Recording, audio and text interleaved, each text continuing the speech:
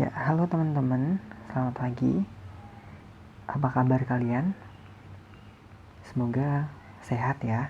Semoga juga kalian semua dalam keadaan baik-baik saja, meskipun mungkin dalam keadaan khawatir karena pandemi ini. Tapi percayalah, Tuhan selalu berserta kalian.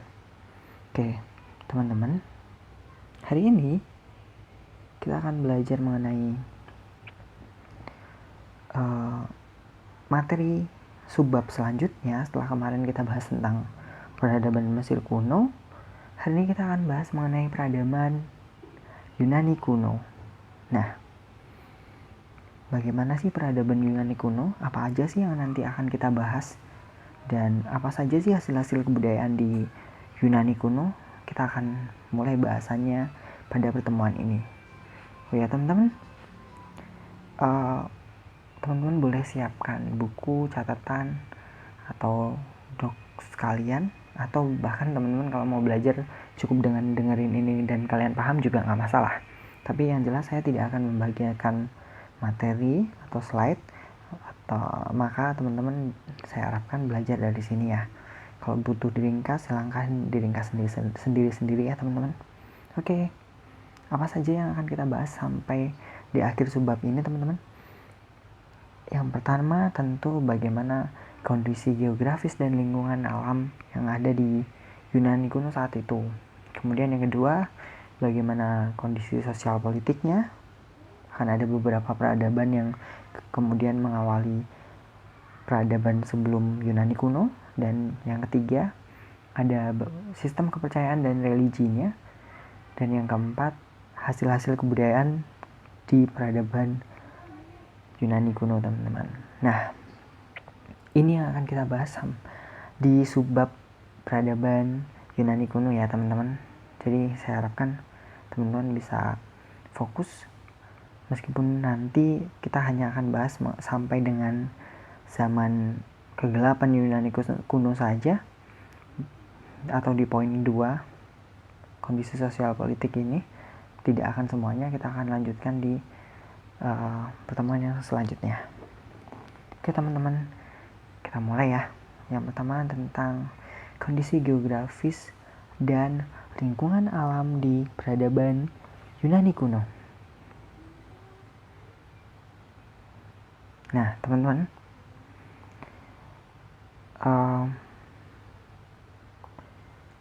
sebentar, ada beberapa hal yang teman-teman harus perhatikan nantinya dan harus pahami bersama, bahwa peradaban Yunani kuno itu tidak muncul begitu saja, tidak langsung kemudian timbul sebuah peradaban baru namanya Yunani kuno, tidak.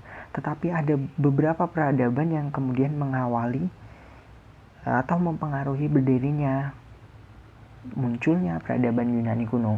Nah, ada 3 peradaban sebelum Yunani kuno. Ada peradaban Kreta atau Minoa, kemudian ada peradaban Mykenae, kemudian ada masa kegelapan, dan baru menuju ke peradaban Yunani kuno teman-teman. Nah, kita akan bahas beberapa peradaban ini dulu ya teman-teman. Oke, yang pertama adalah peradaban Kreta atau Minoa. Nah, peradaban Kreta ini teman-teman, ini nama Kreta sendiri diambil dari sebuah pulau di mana ditemukannya peradaban ini. Nah, pulau Kreta ini letaknya di sekitaran Yunani. Jadi Yunani itu adalah pulau besar, kemudian di sekitaran Yunani itu ada sebuah pulau bernama Pulau Kreta. Nah, di Pulau Kreta ini ditemukan kebudayaan-kebudayaan yang disebut dengan kebudayaan Kreta. Nah, kenapa juga disebut Minoa? Peradaban Kreta atau Minoa itu ada berbagai sumber referensi yang masih simpang siur tentang Minoa ini sendiri teman-teman. Tapi ada yang mengatakan bahwa Minoa ini diambil dari salah satu raja di peradaban Kreta dulu, namanya itu Minos. Nah, raja ini yang memimpin di Kreta dulu, sehingga akhirnya disebutlah peradaban Kreta atau Minoa teman-teman. Nah, ini terjadi 3000 sampai dengan 1450 sebelum Masehi yang lalu. Nah, Teman-teman, ini berada di Yunani Selatan, lebih tepatnya di Mediterania Timur ya teman-teman. Nah, kita akan bahas sedikit apa sih ciri-ciri dari peradaban Kreta ini, dan kenapa sih kita harus membahas beberapa peradaban sebelum peradaban Yunani kuno. Apa pentingnya sih buat kita? Nah teman-teman, agar tidak langsung ke peradaban Yunani kuno, kita perlu tahu sejarahnya nih. Sejarahnya bagaimana peradaban Yunani kuno itu terbentuk.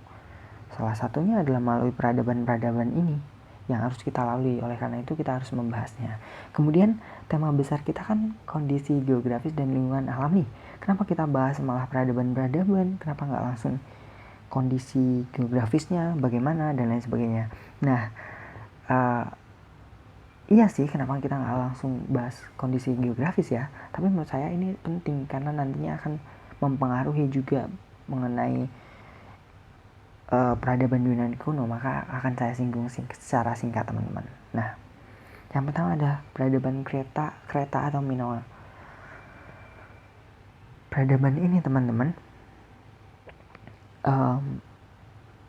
awalnya dulu Kreta ini adalah sebuah daerah atau tempat atau lokasi yang sangat strategis dan diperebutkan oleh banyak negara saat itu teman-teman.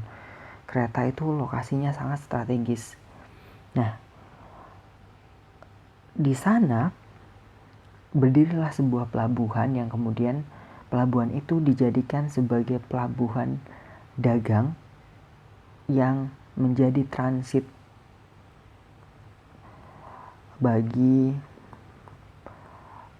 para pedagang dari banyak negara,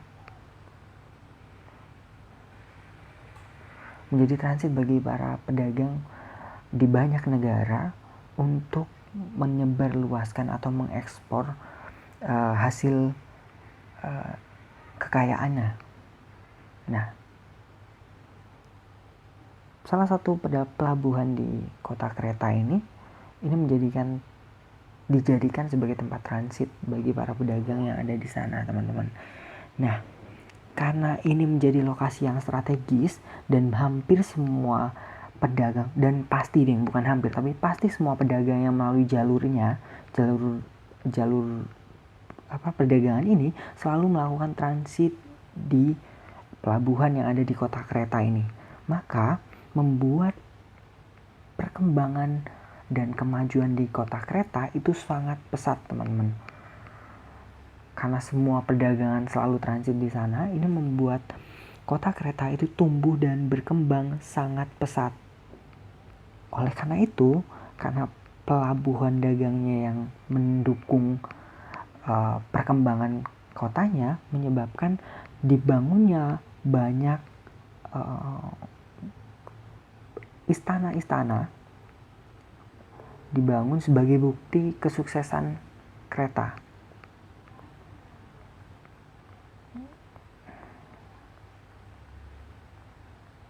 Nah, banyaknya istana ini dibangun sebagai bukti bahwa kota Kreta atau peradaban Kreta adalah peradaban yang maju, peradaban yang sudah modern saat itu. Nah, oleh karena itu dibuktikan dengan dibangunnya beberapa istana-istana yang ada di Kreta, teman-teman. Salah banyaknya adalah yang mungkin nanti akan, kalau teman-teman ada waktu silahkan boleh searching. Ada istana Knossos, kemudian juga ada istana Malia, kemudian ada istana Paistos, dan istana Zakro. Oke, namanya asing-asing ya teman-teman. Ini adalah istana-istana yang dibangun pada masa kejayaannya peradaban Kreta. Yang paling terkenal biasanya yang nomor 1, teman-teman, istana Knossos, karena di sana ditemukan banyak pada saat arkeolog menggali, ditemukan banyak peninggalan-peninggalan di istana ini, teman-teman. Salah satunya adalah hasil-hasil kerajinan di peradaban Kreta. Nah, seperti itu, teman-teman.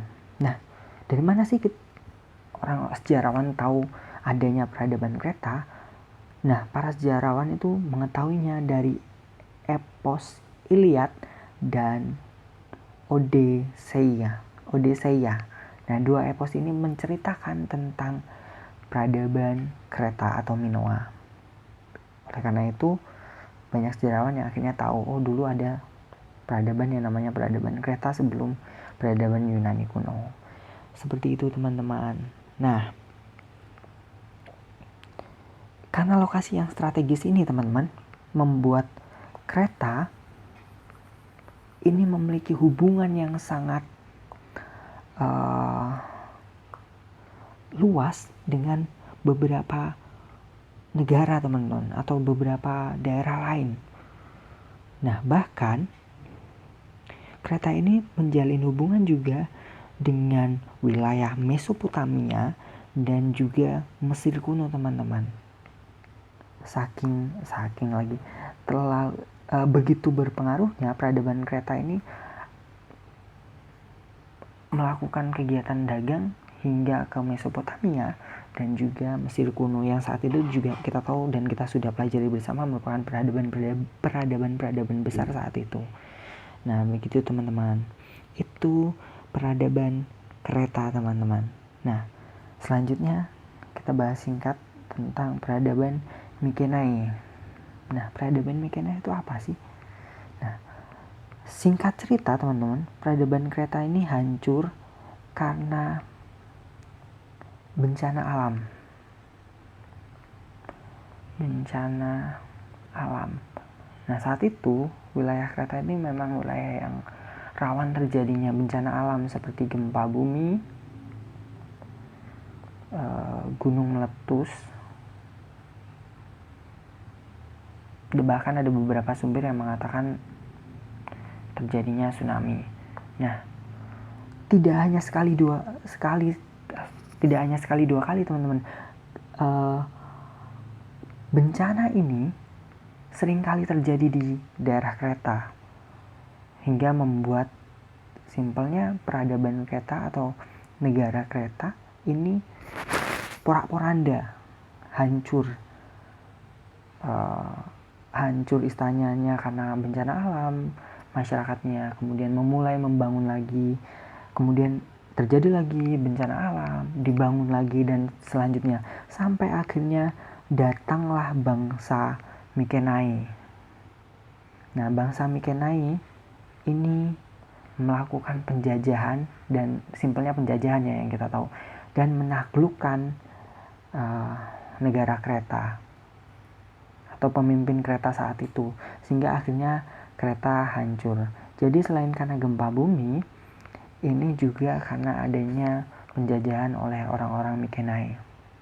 Nah, sebenarnya Mykenae ini nggak terlalu besar teman-teman. Harusnya Kreta ini bisa mengalahkan Mykenae, tapi apa? Karena terjadinya bencana alam membuat Kreta tidak siap. Karena banyak infrastruktur yang rusak, banyak masyarakat yang juga masih jatuh bangun akibat bencana, tiba-tiba ada serangan dari Mykenae. Akhirnya Mykenae berhasil menaklukkan Kreta. Seperti itu teman-teman. Singkatnya, kemudian Mykenae menjadi sebuah peradaban baru di sana yang menguasai kota. Pusat peradabannya itu ada di Peloponnesia. Nah, menggantikan peradaban Kreta yang saat itu ada. Kemudian kalau Kreta tadi menitik beratkannya pada perdagangan, nah kalau Mykenea ini menitik beratkan pada penaklukan atau penjajahan teman-teman. Itu bedanya antara Kreta dan Mykenea. Nah, nanti kita akan bahas lebih lanjut di kondisi sosial dan politiknya. Oke. Kalau sekarang kita bahas secara singkat-singkat saja. Selanjutnya, di masa kegelapan teman-teman. Nah, maksudnya masa kegelapan itu apa sih teman-teman? Dan kenapa ada masa kegelapan sebelum akhirnya peradaban Yunani kuno tumbuh atau muncul? Ternyata teman-teman masih ingat tadi di peradaban Mykenea, orang-orang di Mykenea itu tidak terlalu mementingkan yang namanya tulisan. Nah, akibat orang Mykenai yang tidak terlalu mementingkan tulisan. Karena apa? Mykenai kan penaklukan nih, intinya perang menaklukkan daerah lain, melakukan penjajahan dan lain sebagainya. Oleh karena itu tulisan itu kurang dipentingkan di sana, sehingga akhirnya orang-orang Mykenai setelah lama berangsur-angsur menurun. Di masa ini tulisan semakin tidak dipentingkan, akhirnya tidak ditemukannya sebuah sumber atau bukti yang menunjukkan eksistensi atau keberadaan bangsa lain atau peninggalan lain di masa rentang waktu 1100 ini sampai dengan 800 sebelum Yunani kuno akhirnya muncul. Makanya ini disebut dengan masa kegelapan. Kenapa masa kegelapan? Karena tidak ada bukti fisik peninggalan tertentu di masa-masa ini. Nah, karena tadi tulisan sudah mulai diabaikan, tidak terlalu dipentingkan, akhirnya membuat masa kegelapan ini muncul. Tidak ada bukti yang bisa menguak kisah di tahun 1100 sampai dengan 800 terjadi apa sih, bagaimana sih peradabannya dan lain sebagainya. Tidak ada bukti, makanya ini disebut oleh para sejarawan sebagai masa kegelapan di Yunani kuno. Artinya tidak ada bukti peninggalan yang bisa menjelaskan masa-masa itu. Begitu teman-teman, dipahami ya, masa kegelapan berarti tidak ada bukti fisik untuk menunjang peradaban itu sehingga dikategorikan sebagai masa kegelapan. Nah, terakhir, kemudian akhirnya kita bahas ke pokok kita, Yunani kuno. Nah, Yunani kuno ini teman-teman, kondisi sosial dan kondisi geografis dan lingkungan alamnya itu wilayahnya bergunung-gunung teman-teman. Akhirnya kita masuk ke pokok bahasannya, alhamdulillah. Nah, wilayahnya ini bergunung-gunung teman-teman. Kalau teman-teman tahu di daerah gunung anggap saja ini gunung, kemudian itu pasti ada daerah yang rata, yang landai, kemudian ada daerah yang curam dan lain sebagainya. Nah, kemudian di Yunani kuno ini wilayahnya bergunung-gunung teman-teman. Otomatis pemukiman penduduknya ini tidak bisa kan di daerah yang curam dibangun sebuah rumah, maka susah lah, ibaratnya susah akan dibangun rumah di tempat yang curam atau yang kemiringannya tinggi. Maka mereka membangunnya di tempat-tempat yang datar yang bisa dibangun. Nah, di daerah ini bisa dibangun. Hal ini mengakibatkan rumah-rumah ini atau pemukiman penduduk ini adanya di daerah-daerah yang landai yang bisa didirikan rumah, dan biasanya terpisah jauh satu sama lain. Jauh. Nah, pemukiman ini jauh satu sama lain.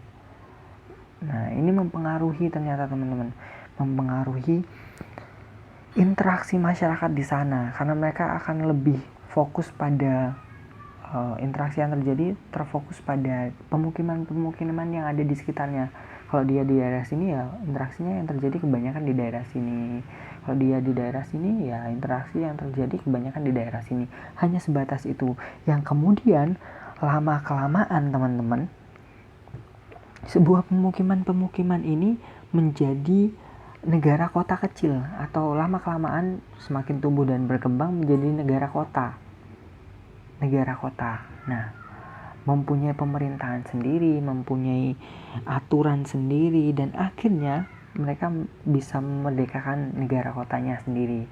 Nah, ini pemukiman yang terpisah-pisah karena kondisi wilayah yang bergunung-gunung ini menyebabkan mereka akhirnya mendirikan wilayah atau negara kota sendiri. Nah, negara kota ini atau pemukiman yang tadinya terpisah-pisah, negara kota ini disebut dengan polis teman-teman.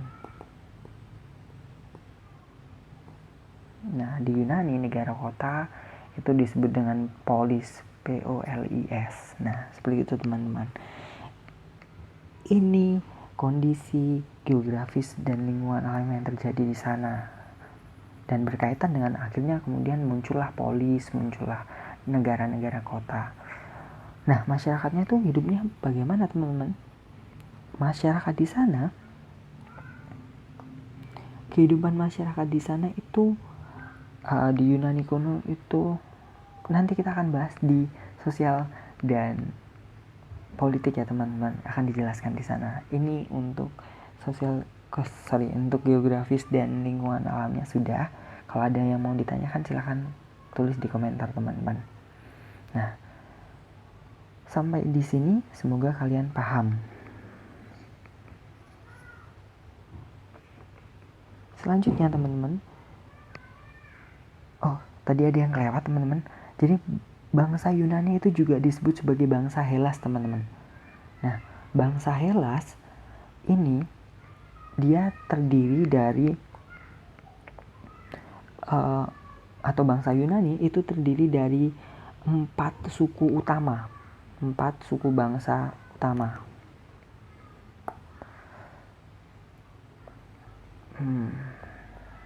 Apa saja teman-teman? Ada 4 itu, ada suku Doria. Nanti kita akan singgung apa sih suku Doria. Kemudian suku Aeolia, namanya susah-susah banget ya. Aeolia, kemudian ada suku Achaia, dan terakhir Ionia. Ada keempat suku ini di sana teman-teman. Oke, selanjutnya kita akan bahas mengenai kondisi sosial dan politik yang ada di Yunani kuno. Nah, kondisi sosial politik yang ada di sana ini kita akan lebih banyak membahas tentang peradaban-peradaban yang ada di Yunani kuno saat itu teman-teman. Nah, kalau teman-teman pahami, kita tadi sudah menyinggung tentang peradaban Kreta nih teman-teman. Peradaban Kreta ini kebanyakan, atau di Pulau Kreta dan Minoa tadi, kebanyakan penduduknya itu adalah petani, nelayan, peternak, dan pengrajin teman-teman. Nah, saat itu para petani ini menanam apa sih? Mereka menanam gandum, anggur,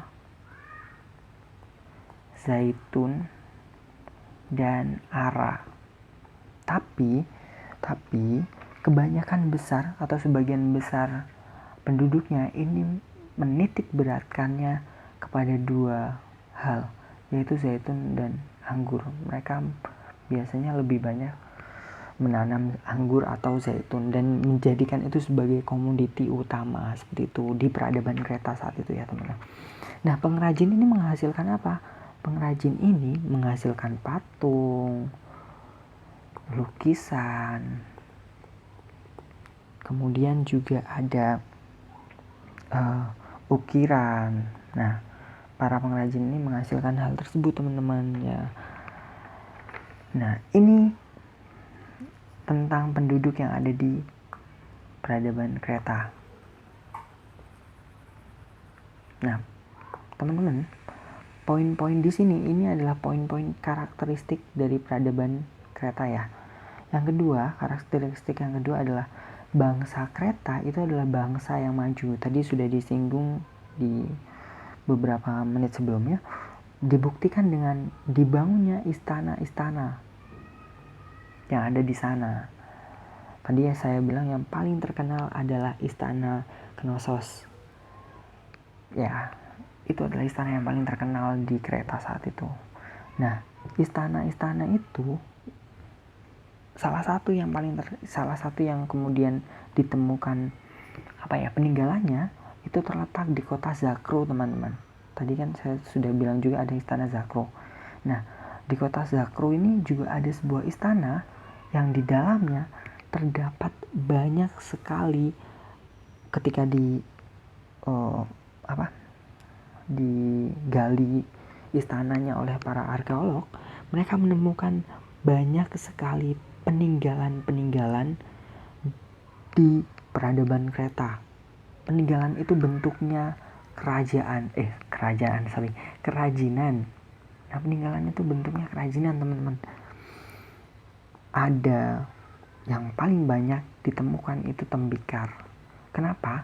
Karena mungkin selain tembikar, kalau bahannya dari kayu sudah lapuk, maka yang masih ada dan bisa ditemukan adalah hasil-hasil dari bahan-bahan tembikar dan lain sebagainya. Ini paling banyak ditemukan di istana yang ada di kota Zakro ini atau istana Zakro. Nah, karena ditemukannya banyak sekali kerajinan ini, maka disebutnya sebagai gudang barang. Nah, gudang barang ini nama lainnya adalah entrepot. Seperti itu teman-teman. Nah, dulunya barang-barang ini dijadikan komoditi untuk ekspor ke negara-negara lain atau ke daerah-daerah lain. Nah, contohnya ke ekspor kemana? Mesir kuno. Selain itu juga ada Mesopotamia. Nah, seperti itu teman-teman. Oke. Nah, kemudian teman-teman, karakteristik yang ketiga adalah terjalinnya hubungan dengan bangsa lain. Hubungan bangsa lain yang terjalin apa saja sih? Dengan apa saja sih? Saya tadi sudah menjelaskan dan menyinggung sebentar. Kereta ini kan mengandalkan perekonomiannya dari perdagangan, dan mau gak mau orang yang berdagang itu harus punya banyak relasi, banyak jaringan, banyak kenalan, banyak tujuan pemasaran. Saat itu saya tadi sudah jelaskan lagi, ada Mesopotamia, ada Mesir kuno, dan ada berbagai daerah lain yang kemudian dijadikan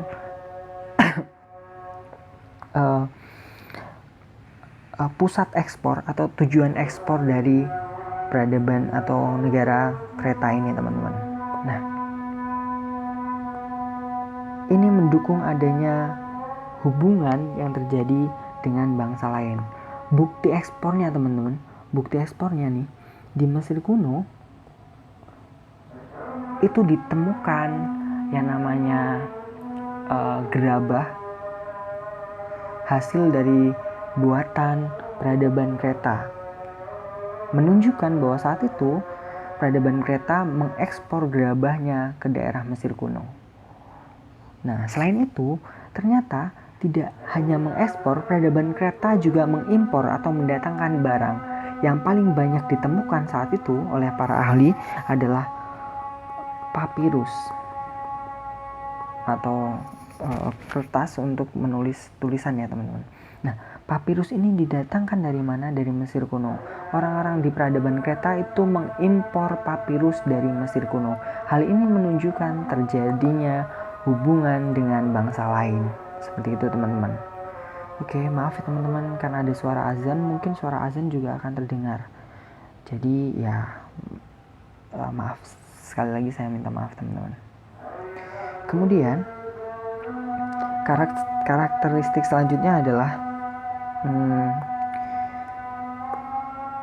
adanya aksara piktograf Minoa atau yang kemudian dikembangkan oleh bangsa Kreta, peradaban Kreta menjadi aksara linear A dan linear B. Nah, tapi yang paling awal itu dinamakan piktograf Minoa, atau beberapa sumber juga hanya menyebutkan Minoa. Nah, piktograf Minoa ini para ahli menuturkan bahwa piktograf Minoa ini meniru hieroglifnya Mesir kuno. Jadi bukan meniru ya, tapi lebih tepatnya terpengaruh. Jadi peradaban Kreta itu aksaranya terpengaruh dari peradaban Mesir kuno atau terpengaruh dari hieroglif karena bentuknya hampir mirip, maka aksara piktograf diyakini ini meniru hieroglifnya Mesir kuno. Nah, aksara piktograf Minoa ini kemudian dikembangkan oleh peradaban Kreta menjadi linear A dan linear B. Seperti itu teman-teman. Nah, karakteristik selanjutnya adalah kepercayaan dari orang-orang di bangsa Kreta atau peradaban Kreta ini masih sama dengan beberapa peradaban yang sudah kita bahas sebelumnya, adalah politeisme atau percaya terhadap banyak dewa-dewi. Tapi yang harus teman-teman garis bawahi, sebagian besar masyarakat di Kreta, di peradaban Kreta itu lebih banyak menyembah yang namanya Dewi. Nah, sehingga bahkan beberapa artikel itu menyebutkan agama yang ada di peradaban Kreta itu matrilineal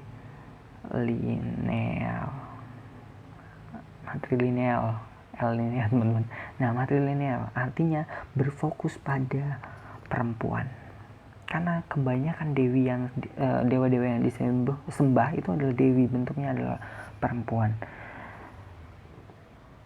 Nah, oleh karena itu agama di sana juga dikategorikan, beberapa sumber mengatakan agama matrilineal karena menitik beratkan pada dewi.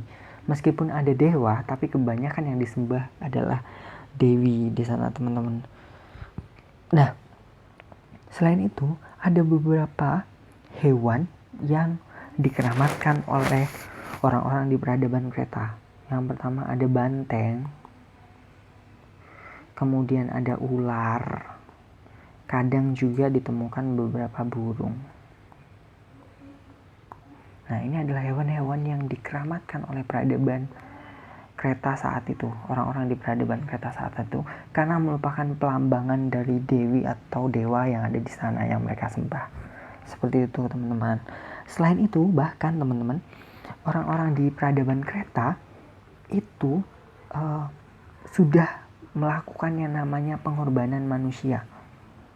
Pengorbanan manusia ini artinya lebih ke orang yang dikorbankan untuk ritual keagamaan. Nah, itu beberapa ahli menemukan sumber-sumber yang menguatkan hal itu, bahwa di peradaban Kreta dulunya sudah ada pengorbanan manusia. Seperti itu, teman-teman. Nah, karakteristik selanjutnya adalah terkenal bangsa atau peradaban Kreta ini, Minoa ini, terkenal dengan seninya dan terkenal sebagai pelopor arsitekturnya, teman-teman. Nah, seni-seni mereka tuh apa sih, teman-teman? Kebanyakan seninya itu adalah lukisan di dinding.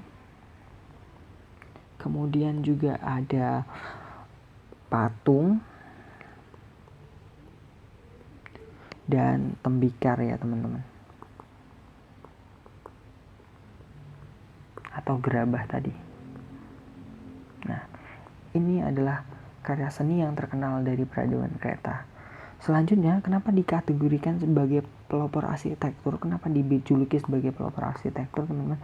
Di sana dulu itu adalah peradaban yang pertama yang mengawali pembangunan kota dengan detail yang bagus. Gimana ya? Dengan rancangan atau desain yang jelas. Di dalam sebuah kota, misalnya ini adalah kota, gambar perkotaan dan lain sebagainya.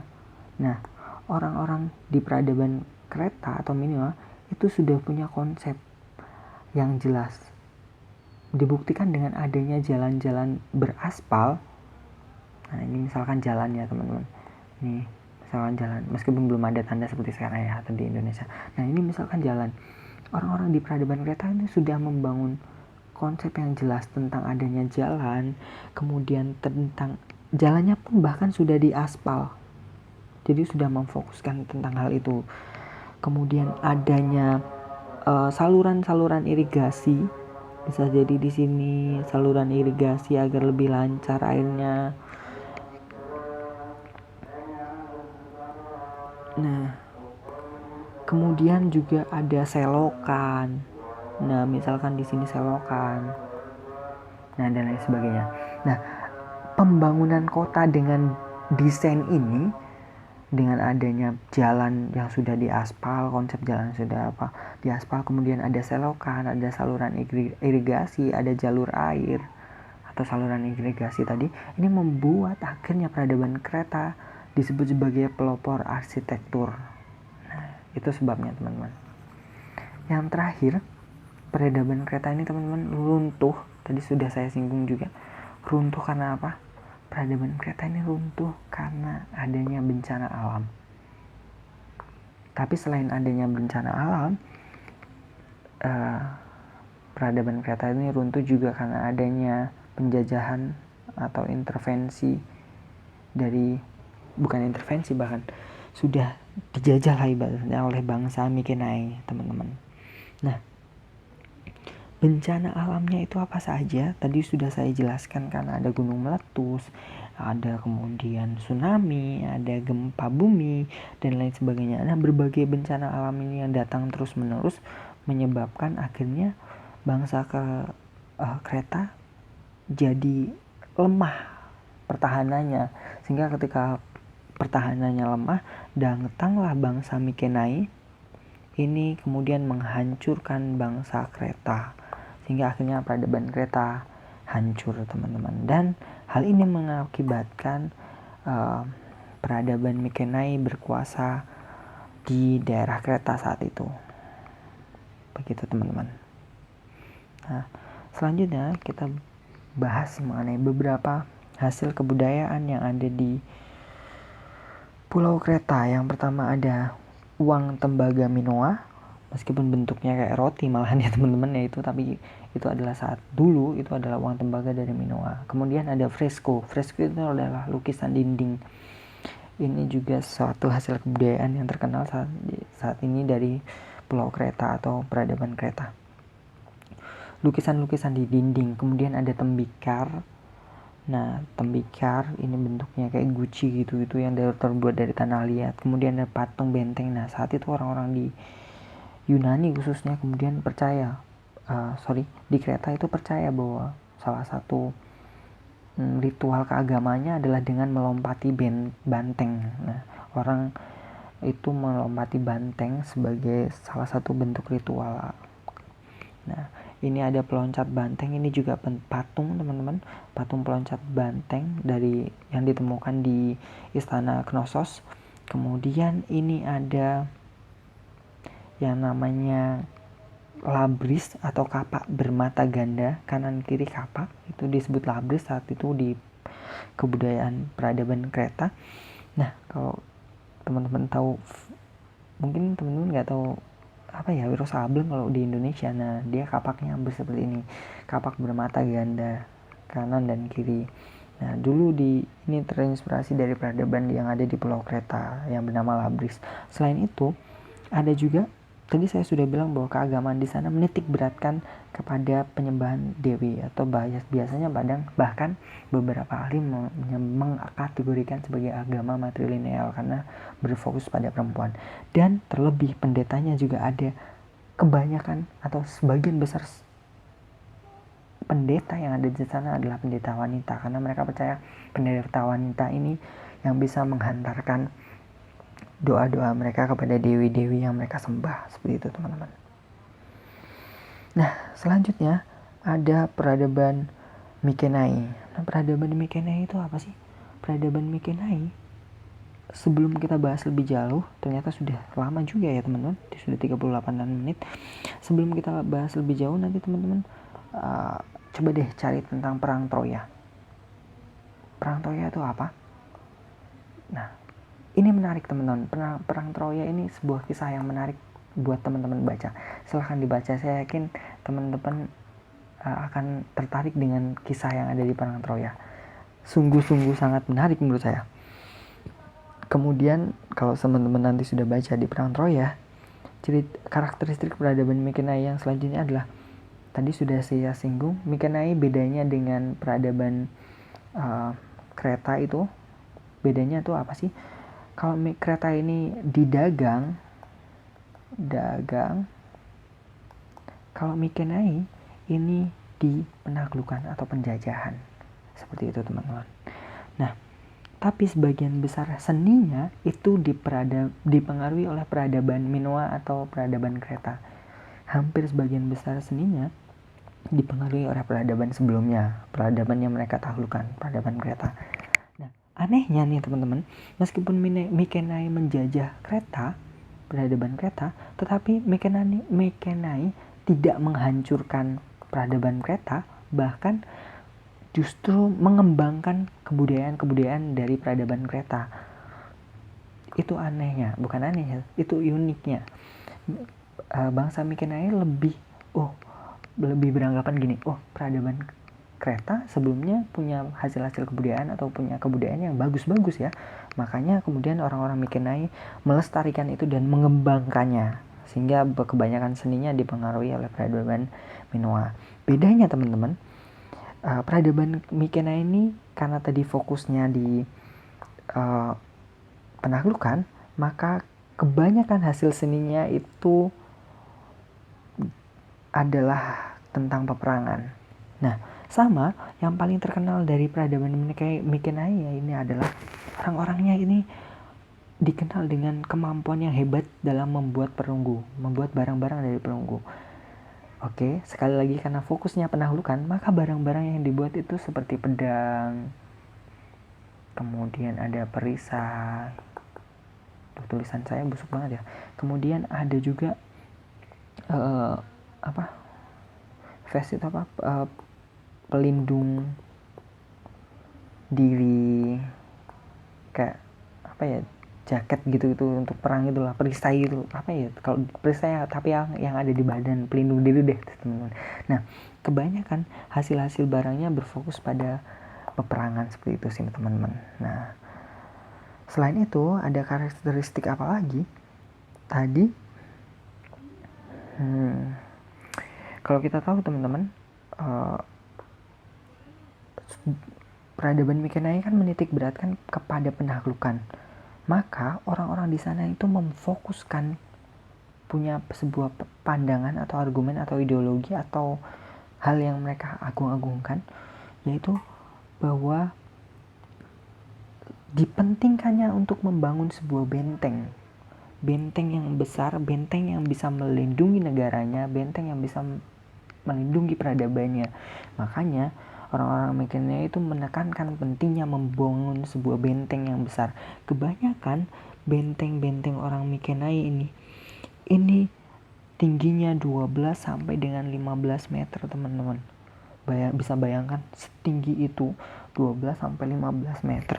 Gedung CK itu kayaknya ya seperti setinggi itu mungkin ya. Saya juga kurang paham, tapi mungkin bisa jadi hampir setinggi itu. Tinggi kan kalau teman-teman bayangin. Ya seperti itu, 12 sampai dengan 15 meter. Kemudian dibuat dari apa sih teman-teman? Ini dibuat dari batu-batu yang disusun. Nah, disusun tanpa perekat ya teman-teman. Jadi tinggal batu diletakkan gitu aja. Yang kemudian dibuat benteng dengan setinggi 12 sampai 15 meter ini teman-teman. Nah, teman-teman, anehnya ini juga yang saya cari referensinya masih belum ketemu. Bagaimana bisa menyusun batu-batu ini? Terlebih batunya itu beratnya bertonton teman-teman. Bertonton. Nah, batu-batu ini beratnya bertonton. Bagaimana bisa menyusun batu bertonton setinggi ini di peradaban Mikenai? Ini yang coba saya cari jawabannya juga masih belum ketemu. Mesti menjadi tanda tanya. Bagaimana sih orang-orang Mikenai dulu membangun benteng ketika batunya beratnya bertonton, tapi mereka enjoy saja bahkan bisa membangun setinggi itu. Nah, capek. Kemudian teman-teman, akhirnya bangsa Mikenai ini runtuh karena adanya penjajahan juga yang dilakukan oleh bangsa lain, yaitu bangsa Doria. Nah, bangsa Doria ini kemudian mengalahkan orang-orang Mikenai, ini dihancurkan orang-orang Mikenai, sehingga akhirnya bangsa Doria bisa menguasai daerah Kreta, bahkan mengembangkan wilayah kekuasaannya sampai ke daerah Yunani. Nah, kalau tadi kan Kreta ini ibaratnya ini Yunani. Kemudian Kreta ini, nah ini Kreta, ini pulau kecil di samping Yunani. Nah, bangsa Doria ini selain menguasai ini, dia mengembangkan pengaruhnya ke sebagian Yunani dan akhirnya nanti menguasai Yunani. Seperti itu teman-teman. Nah, bangsa Doria ini kalau teman-teman masih ingat tadi saya sudah sebutkan salah satu bangsa utama yang kemudian menguasai peradaban Yunani. Seperti itu teman-teman. Oke, sepertinya tadi ada yang sedikit terlewat tentang perang Troya teman-teman. Nanti kalau teman-teman cari perang Troya, sudah ketemu perang Troya, ada seorang namanya Homerus. Homerus itu penulis epos yang tadi mengisahkan tentang Mykenae ini. Nah, penulis epos ini, si Homerus ini dipercaya bahwa dia itu mengembangkan cerita perang Troya. Sebenarnya perang Troya itu real, asli terjadi dalam masyarakat saat itu. Cuman sama penulisnya, sama Homerusnya itu dikembangkan dengan cerita rakyat atau mitos yang beredar, sehingga ceritanya sampai sekarang yang kita tahu perang Troya itu beberapa ahli mengatakan ceritanya kabur, seperti itu teman-teman, kabur atau tidak jelas. Nah, hasil kebudayaan di peradaban Mykenae ini ada 2 yang bisa saya temukan. Yang pertama adalah lukisan dinding mengenai wanita di Mykenae, dan yang kedua adalah topeng Agamemnon yang terbuat dari emas. Nah, Agamemnon ini adalah nama seorang raja yang tertulis dalam epos Iliad tadi, teman-teman. Nah, kalau yang gambar yang paling kiri ini bukan hasil kebudayaan ya, tapi saya ingin memasukkan ini sebagai suatu cerita yang kalau teman-teman nanti cari tentang perang Troya, ada cerita tentang kuda Troya. Nah, ini adalah satu lukisan yang mengisahkan kisah yang terjadi di perang Troya saat itu. Menarik teman-teman, silakan dibaca. Nah, terakhir sebelum akhirnya kita masuk ke peradaban Yunani kuno yang akan kita bahas ke pertemuan selanjutnya, ada di zaman kegelapan. Tadi sudah saya jelaskan bahwa tidak adanya sumber-sumber tertulis yang dapat mengungkapkan di masa ini, sehingga di masa 1100 tadi sampai dengan 800, sehingga akhirnya ini dikategorikan sebagai zaman kegelapan Yunani. Tidak ada bukti yang bisa membahas tentang hal tersebut. Begitu teman-teman. Nah, kita akan lanjutkan di pertemuan selanjutnya. Saya yakin ini tidak cukup di pertemuan ini, makanya teman-teman boleh melihatnya ketika teman-teman punya waktu luang. Melihat video ini sampai selesai ketika teman-teman punya waktu luang. Kita lanjutkan di pertemuan selanjutnya. Selamat belajar teman-teman, semangat dan selalu jaga kesehatan.